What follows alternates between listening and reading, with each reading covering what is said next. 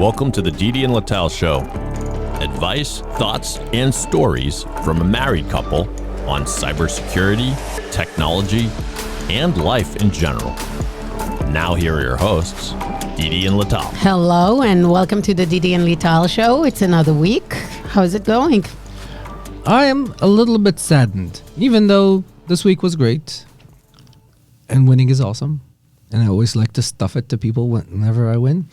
The story with Omri and of Mice and Men pisses me off so much that I cannot even start. What happened? They're reading Mice and Men. They're reading of Mice and Men. And by the way, if you've never seen the John Malkovich and Gary Sinise version of the movie, I think that's my favorite version of the movie. But there's like at least 3 or 4 more versions. Dave, you keep me honest because you're a movie buff. You probably You got me on this one, but I'll take a look. Yeah. And the fact that somebody's trying to reinvent history always pisses me off because the book is about friendship between men. This is the big theme of Steinbeck, of masculinity and things like that. And he's talking about the friendship. It's like trying to reinvent Hemingway. And somebody was giving topics for the essay about oppression and misogyny and Basically, he had to write a postmodernistic an essay, a kind of like analytical essay of reading the book from the viewpoint of the failures of what is happening to Lenny in the book. Because disabled people didn't have rights at the time, and society couldn't handle people like Lenny, which may be true, but this is not what the book is about at all. Like it's one of the saddest books ever. It's one of the strongest. It's one of the strongest tragedies I've ever read. It makes me super sad, super sad. So it upset you that a political view was trying to apply. It's part of, again, the kind of like our schools.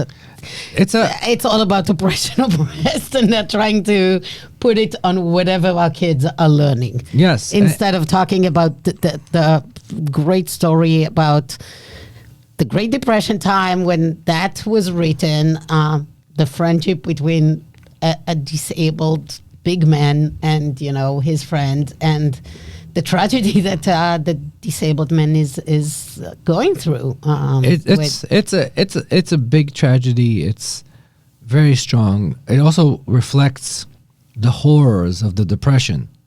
I remember feeling hungry when I was reading the book. I felt the hunger. I felt their suffering because they actually. This is people worried about when are they going to eat next. And most people around here have never experienced this. And the teacher asked Omri to write about how there is sexism, that the girl couldn't work and make a living. When it's obvious, it's in the Great Depression. The book was in 1930, and nobody could eat. And nobody could work. So it's not about women's rights. Yeah. So that was I mean, we again realized that schools indoctrinate these days. It's not just that. It's understanding of what's important and what's not. When you read a book like that, and you can't be emotionally attached to the characters and feel the sadness, you're missing the point. Trying to put a postmodernistic lens on everything is a mistake. So it saddens me a little. But then I went to talk at a conference and people came there to listen to me bullshit for hours. It made me happy again because nothing makes me happier than to talk bullshit about identity. What was your talk? So we were talking, me and another customer of Okta. The conference was Octane, And one of the things that was important to me, otherwise I wouldn't speak there, because there are still frenemies in competition. They're partners and not partners. They're competitors, not competitors. But the main theme that I wanted to push through, and this is the important thing that I learned from you, always get your message through, is to talk and raise awareness that identity is security. I did talk a little bit about the topics that you and I talked about that the U.S. needs real digital identities as the core root of trust for all identity, both commercial and both workforce and not workforce. I'm gonna plug our friend from NameTag, Aaron, a little bit about this, because identity verification is becoming a bigger topic, because we're building towers and towers and towers of security. And then somebody that is not the person you think he is comes and try to work for you. Exactly. So the identity verification for a million things needs to be established on the root of trust. So my messaging there was, hey, first, you need to understand that identity is security. Right now, identity is the only perimeter that you have in 90% of the systems. Like you and I were talking about the fact that identity is the only way to stop phishing.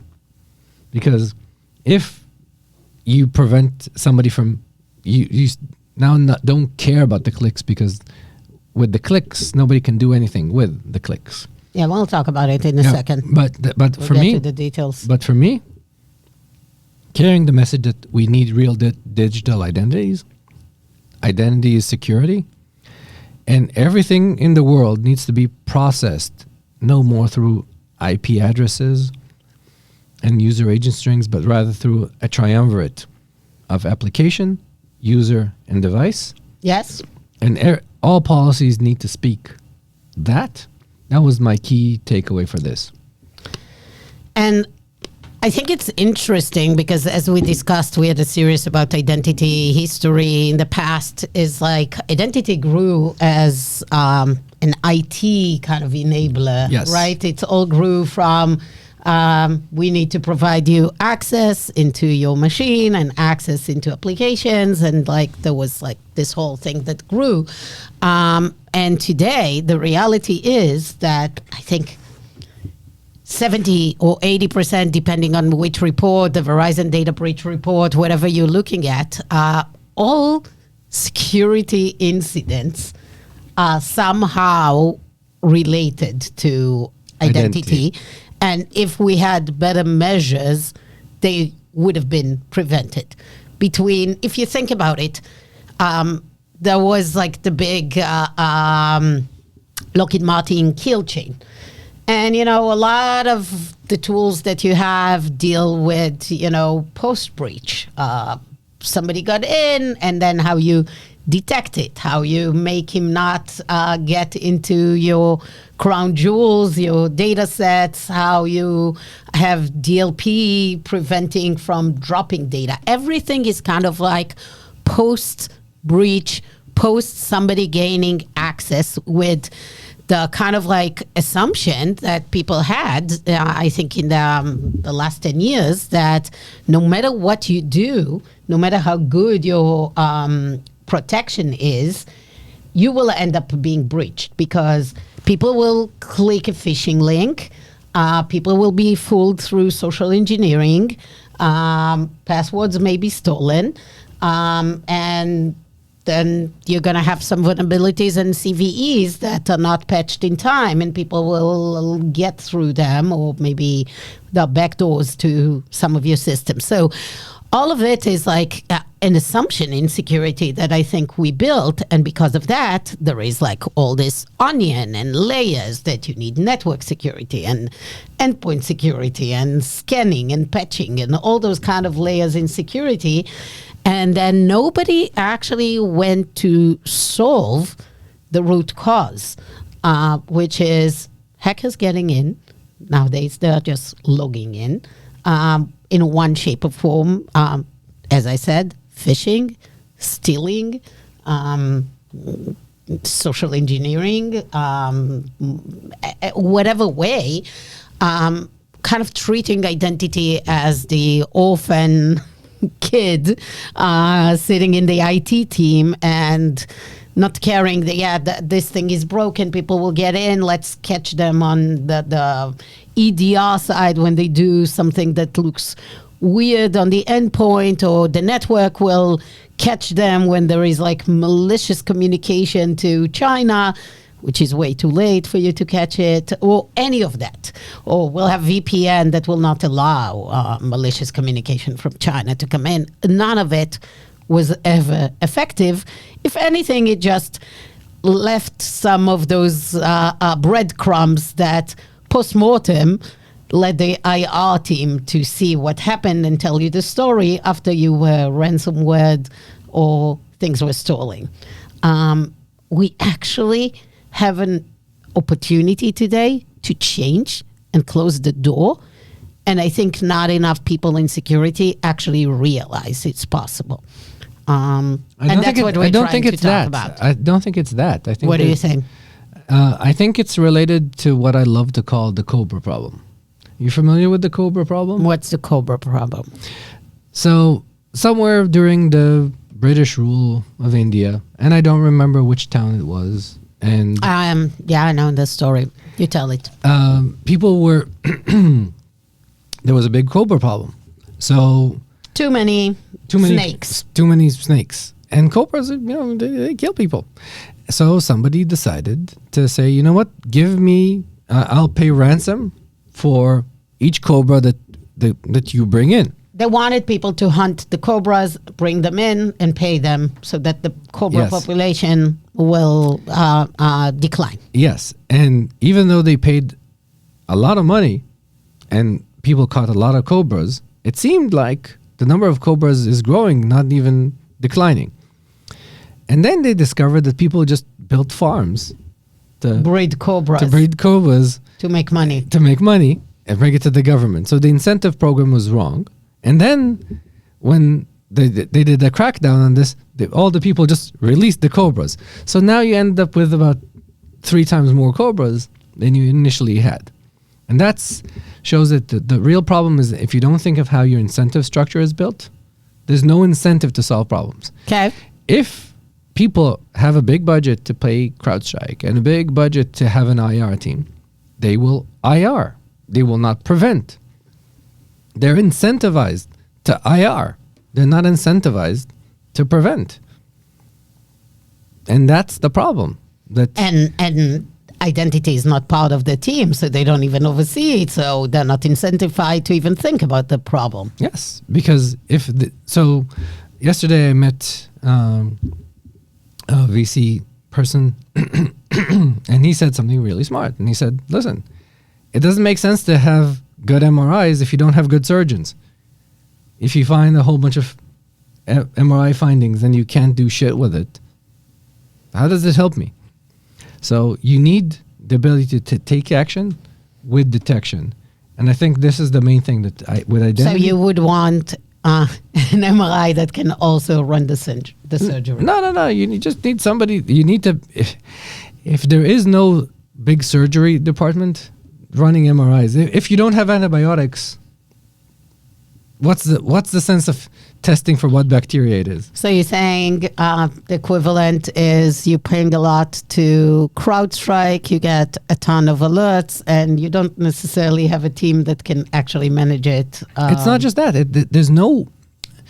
The problem with IT teams is that they're either the team of no or the team of capitulate. Nobody's thinking of a policy. They're the team of ticketing. Exactly. Closing tickets. Exactly. So nobody's thinking of a policy to say, you know what? Here are my 5-10 critical applications. Like you go to most universities and you ask them, if tomorrow morning 10 people get breached, who are the 10 people that you really are scared shitless about it? Most of them will run things. They won't know which application matters.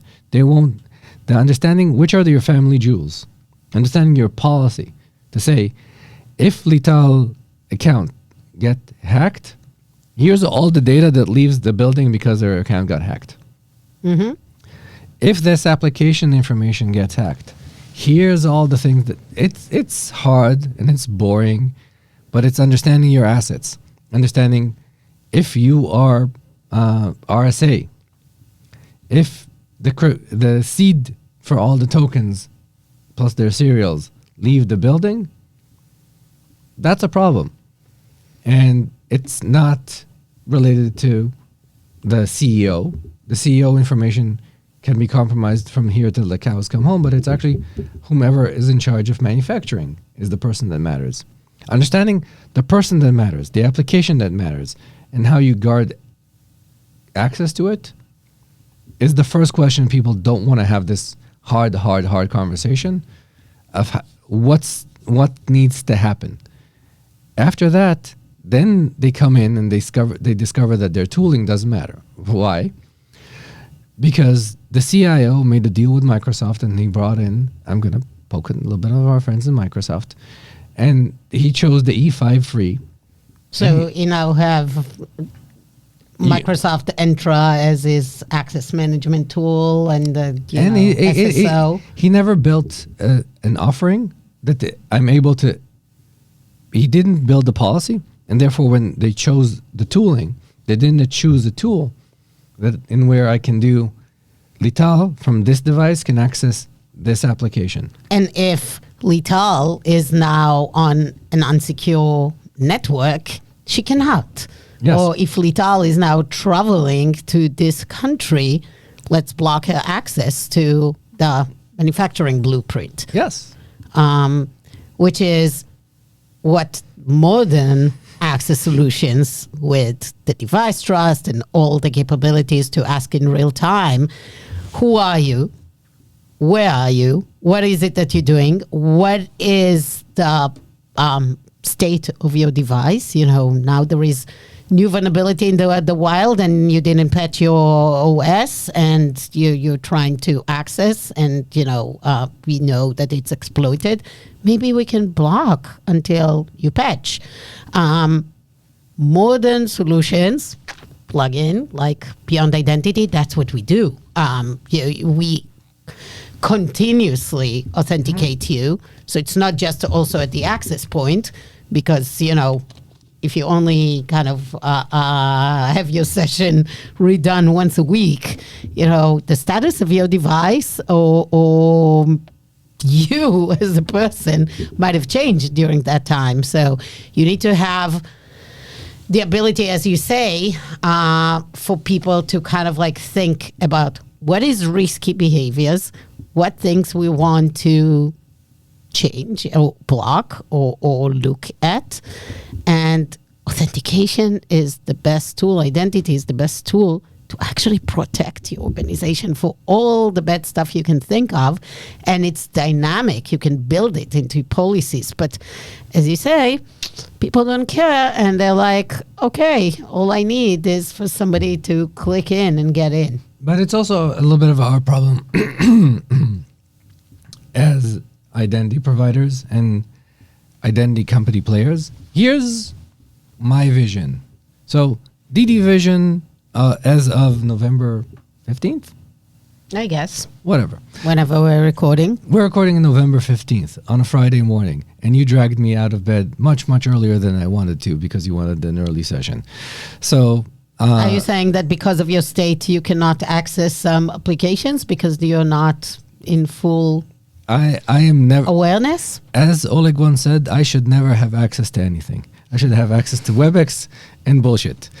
PowerPoint, that's your PowerPoint. favorite app. Exactly. And so my vision of how it should look like, and plug to my buddy Roman from MLB, my vision is I biometrically access my device. Yep. My local device.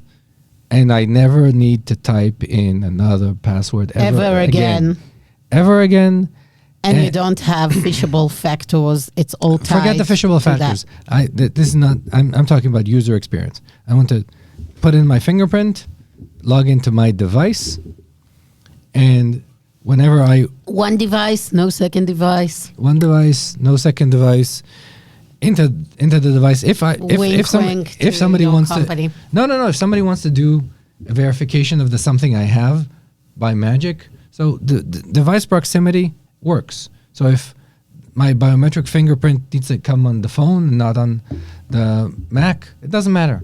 I don't care. I want to go through Depends. Maybe you don't care, some cares, but fine.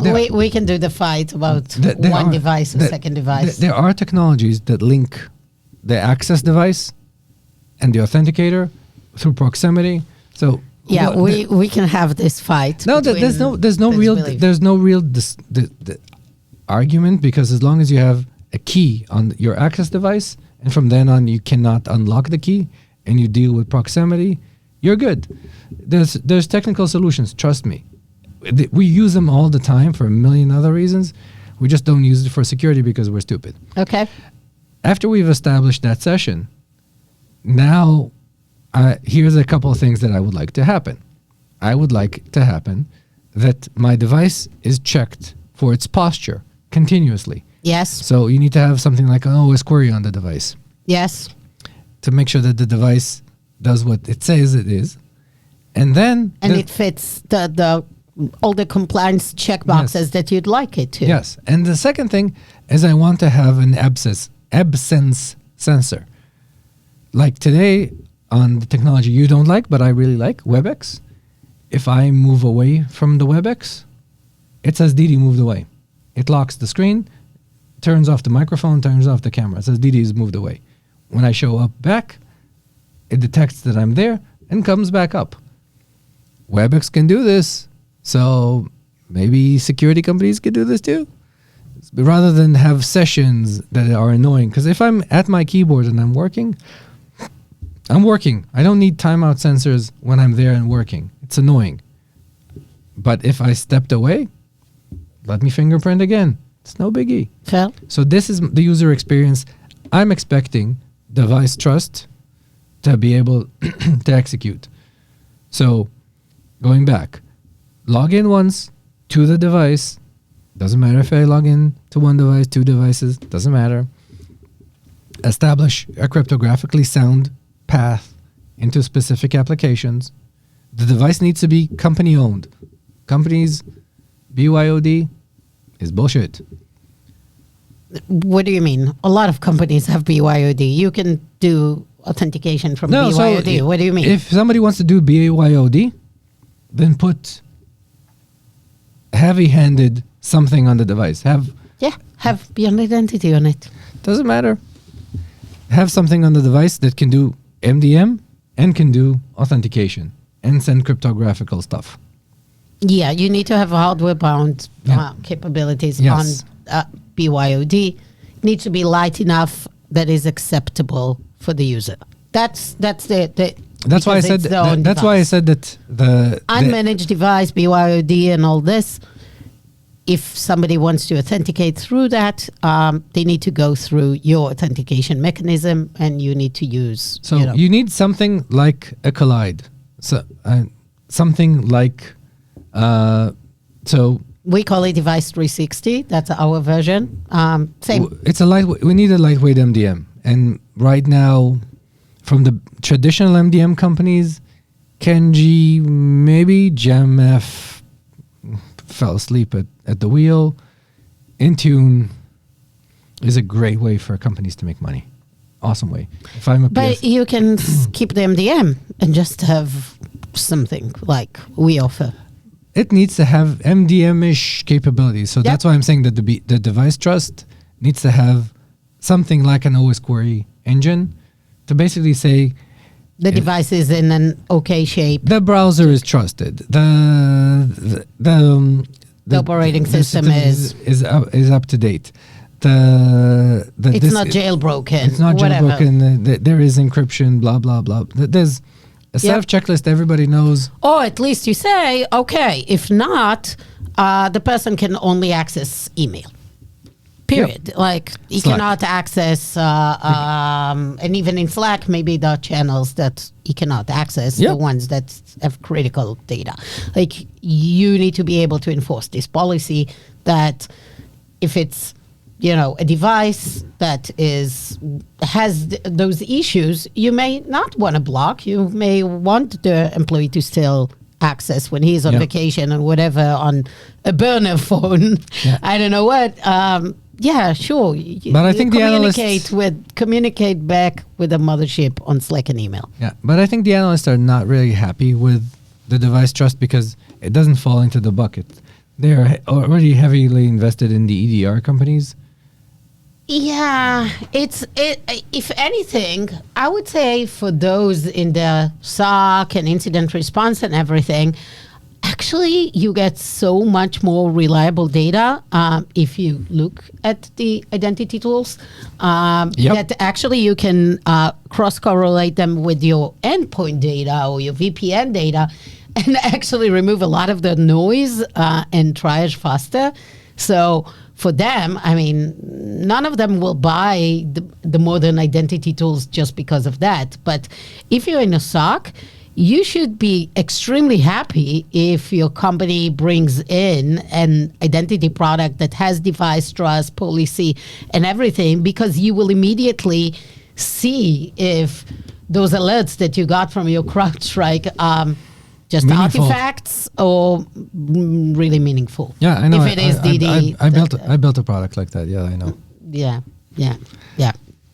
So I think once exposed to it, people in the IR SOC teams really love it. Mm-hmm. Like we've seen it in Snowflake, for example. Because we can sense the blast radius. Speaking of Snowflake, I am going to make a shameless plug that we built a Snowflake adapter for identity intelligence. Awesome. Well, they're a great customer of us. Yeah, I think that it is interesting. I mean, if anything, people in the SOC should be all for having this kind of data available for them. Will save them so much time and effort. I agree. What else? What else? So we were discussing the device trust and the importance of the device trust, and it needs to be standards based. That's another thing. I mean, if you're a CISO, think about it. What's the biggest thing that, wakes you up at night, makes you, oh no, I need to report back to my board, my C-suite? It's usually there is a big attack going on, like a big ransomware, like WannaCry, that you need to check, or there is like huge vulnerability that you need to, like, what was it called with the Java? The Log4j? Log4j, yeah, like those kind of things.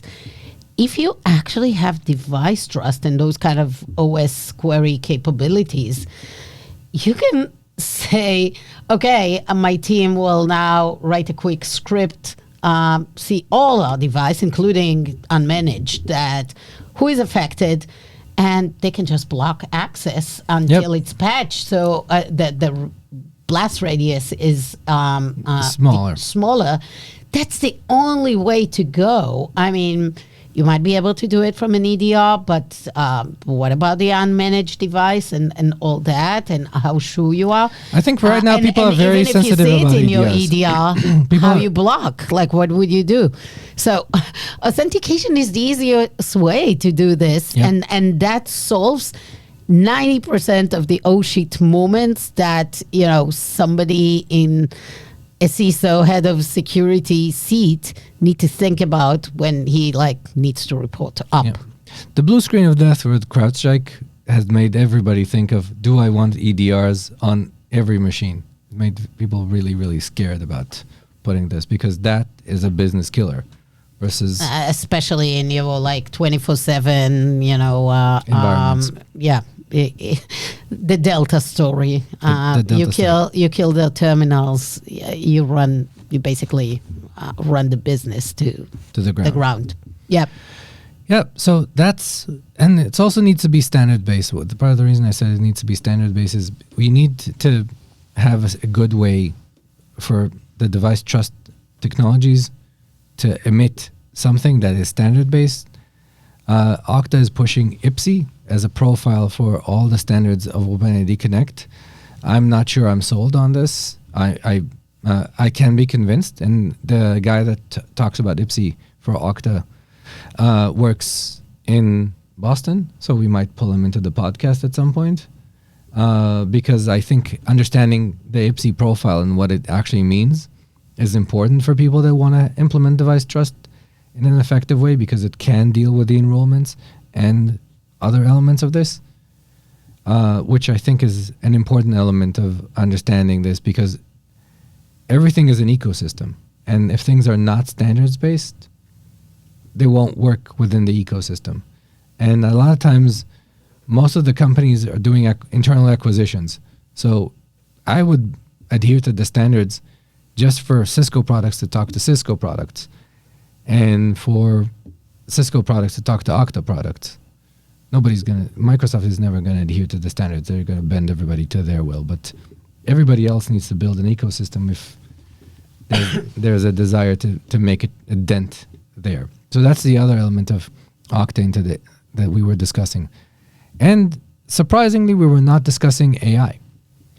Although I did mention the fact that AI has made this identity element even more important. Yes. Like relying on security training for people to recognize if something is a phishing email or not is just ridiculous in the age of AI. Like nobody can actually know if an email is phishing or not. Yep. Just from training. It's like, I love the idea, but expecting your users to be able to see when, things are really well written, social engineering is done in a really sophisticated way, deep fakes are being used and all this, like we put an unneeded burden on our users. Yes. And we have like high expectations, and it just causes anxiety. Like every users understand that they will not be able to spot, real from fake, phishing from non-phishing, social engineering. And it actually, when somebody is being fooled, they feel so bad, and they feel that, there is blame on them.